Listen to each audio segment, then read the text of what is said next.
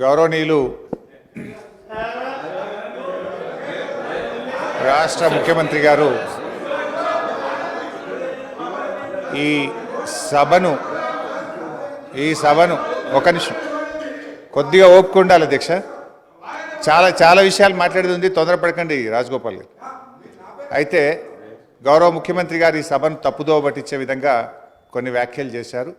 సభ యొక్క రికార్డులు సరిచేయాల్సినటువంటి అవసరం ఉంది కనుక నేను ఈ అవకాశం తీసుకున్నాను అధ్యక్ష. ముఖ్యమంత్రి గారు మాట్లాడుతూ పోతిరెడ్డిపాడు ప్రాజెక్టు పైన మా నాయకులే కొట్లాడారు, ఆ రోజు రాజశేఖర రెడ్డి గారి క్యాబినెట్లో ఉన్నటువంటి మంత్రులు మాట్లాడలేదు అనేటువంటి మాట వారు మాట్లాడినారు.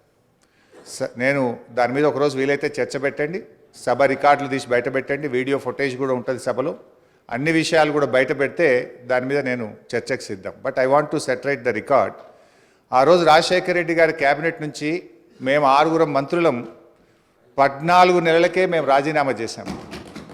మేము రాజీనామా చేసినప్పుడు చెప్పే 6 కారణాలు, అందులో మొట్టమొదటి కారణం అక్రమంగా పోతిరెడ్డిపాడు ప్రాజెక్టును పొక్కగొట్టి మా తెలంగాణకు దక్కాల్సిన కృష్ణా నదీ జలాలను రాయలసీమకు తరలించకపోతున్నందుకు నిరసనగా ఈ క్యాబినెట్ నుంచి మేము వైదొలుగుతున్నాము.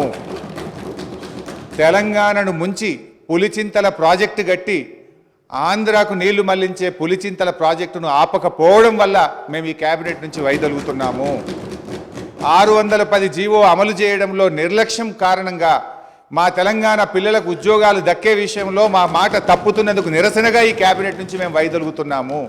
నక్సలైట్లతో చర్చల పేరిట చర్చలు జరిపి ఎన్కౌంటర్లు చేస్తున్నారు, ఆ ఫేక్ ఎన్కౌంటర్లు జరుగుతున్నాయి కనుక మేము రాజీనామా చేస్తున్నాము. ఇట్లా ఒక 6 కారణాలు ఇదే సభలో చెప్పాం, బయట చెప్పి మేము ఆ రోజు రాజీనామా చేసినామనేటువంటి విషయాన్ని సభ ద్వారా గౌరవ ముఖ్యమంత్రి దృష్టికి మీ దృష్టికి తెస్తున్నాను. రెండో విషయం, ఇదే సభలో అదే పోడియం దగ్గర మీరు రికార్డులు తీయండి, నా చేతిలో ప్లే కార్డ్, మేము ఆ రోజున్న మా పద్మారావు గౌడు శాసనసభ్యులం పోతిరెడ్డి ప్రాజెక్టును వెంటనే ఆపాలని చెప్పి 45 రోజులు మొత్తం బడ్జెట్ సెషన్ మొత్తం పోతిరెడ్డిపాడు ప్రాజెక్టు ఆపాలని మేము అక్కడి నుంచి కీర్తిశేషులు పీజేఆర్ గారు ఒక్కడు కాంగ్రెస్ పార్టీ నుంచి ఇక్కడి నుంచి కొట్లాడిండ్రు ఒక్కడే.